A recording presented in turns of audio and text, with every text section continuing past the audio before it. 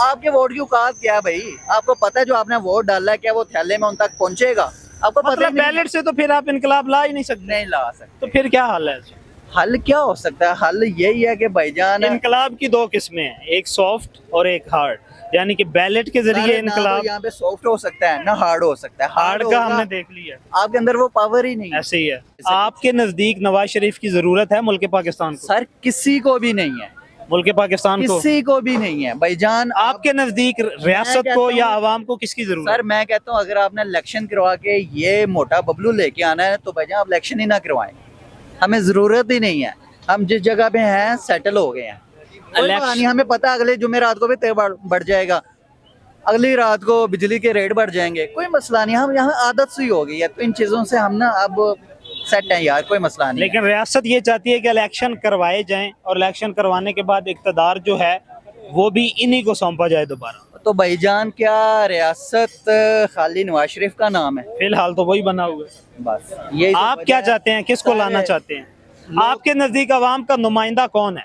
नुमाइंदा आप और मैं, आप और मैं। जो आवाम के आपको नुमाइंदगी पता है आज प्याज का क्या रेट है, आलू का क्या रेट है, घी का क्या रेट है? इनको तो पता ही नहीं है। लेकिन हमें वोट कौन देगा? आगे के आगे उनको नहीं पता कि इनके क्या रेट हमें है। वोट कौन देगा? हमें यही तो बात है। हमारे पास तो नॉमिनेशन जमा करवाने की भी हैसियत नहीं। हम अपनी बेस को ठीक नहीं करेंगे ना तब तक भाईजान पाकिस्तान यहाँ पे ही है।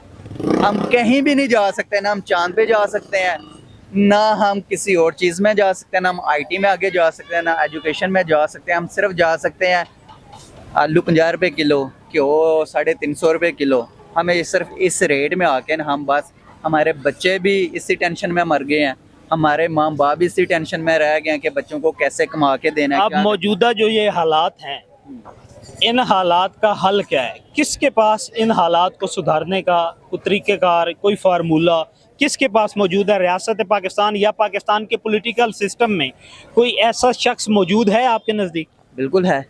आप वो कौन? मैं आपको बताता हूँ।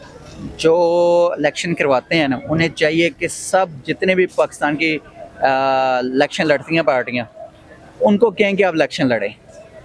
और आप ये जो आप इलेक्शन कमीशन से मुखातिब हैं कोई भी और दूसरों से जो भी भी करवाते हैं इलेक्शन करवाएं और अवाम को कहें कि आप वोट दें और कोई दो नंबरी ना करे। साफ शफाफ इलेक्शन साफ शफाफ जो कभी हुए नहीं है।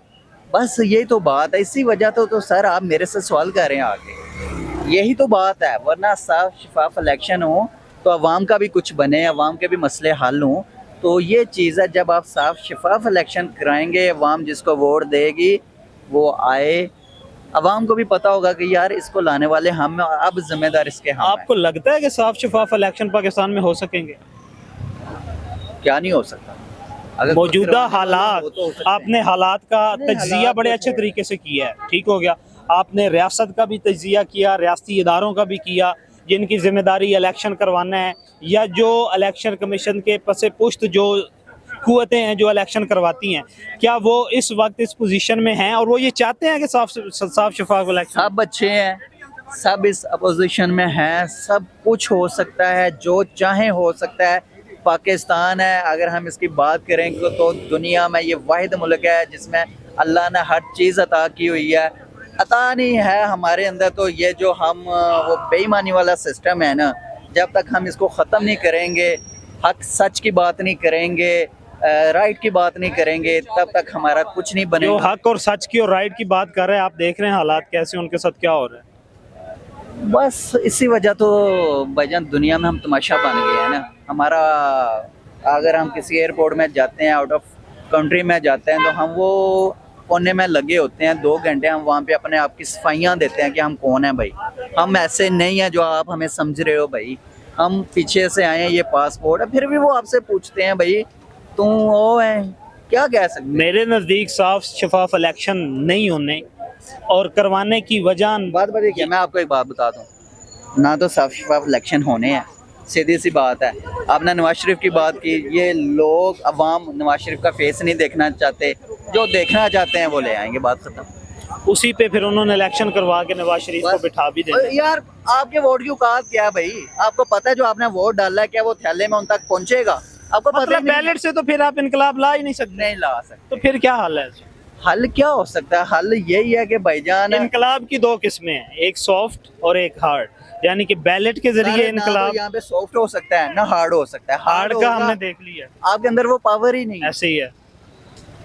आपके अंदर वो चीज ही नहीं है कि फिर आप हमें- निकले अपने हक के लिए। फिर हमें मैं सिस्टम अगर को आपसे कबूल कहूं करें। कि भैया मेरे लिए निकले, नहीं निकलूंगा। आपने कहना है, जी जी मैं आपके हम साथ निकले थे पिछले मैं चौक में मैं जाऊंगा, चौक- आपने पीछे से हम भाग पिछले जाना 12-13 महीने निकले थे, है। बस निकले हैं तो फिर आपके लेकिन साथ उसके क्या बाद आप देखेंगे हमारे साथ यही क्या तो हुआ। बात है भैया। हमने भी एक स्टाम्प लेके थाने में दिया हुआ है। होगा यार, ये अब के बहुत अंदर की बातें हैं। इन बातों में देखिए, हम पहले दुनिया में इतना तमाशा बन चुके हैं, इन चीज़ों से हमें बाहर निकलना चाहिए। बस मैं एक ही बात करूंगा आपसे कि भाईजान, अगर कोई इस पाकिस्तान का अच्छा करना चाहता है, पाकिस्तान को किसी लेवल पे लेके जाना चाहता है, दुनिया में इसकी इज्जत बनाना चाहता है, तो सर सारे टेबल पे बैठें, टेबल पे बैठ के बात करें। जो पीछे हुआ, अगर हम इंतकाम की सियासत पर लगे रहेंगे तो भाईजान 16 माह में हमने देख लिया, तेल 120 रुपये से कहाँ पे आ गया, डॉलर कहाँ पे चला गया, जो बिजली का यूनिट 18 रुपये से कहाँ पे चला गया, ठीक है, जो ऑयल का पैकेट है वो 350 से कहाँ पे चला गया। हर चीज़ आपके सामने है। मिल्क पैक, पाव का डब्बा दूध का, कहाँ 15-20 रुपए का मिलता था, आज वो 70 रुपए का मिल रहा है। भाई आप कहाँ से दोगे जब आपके दिहाड़ी जो है वो 700-800 रुपया है, और बच्चे जो आपके खाने वाले हैं वो 8 हैं, किराया जो आपका रेंट है वो 15 से 20 हज़ार रुपये, आपने कहाँ से देना है? जी बहुत शुक्रिया आपका।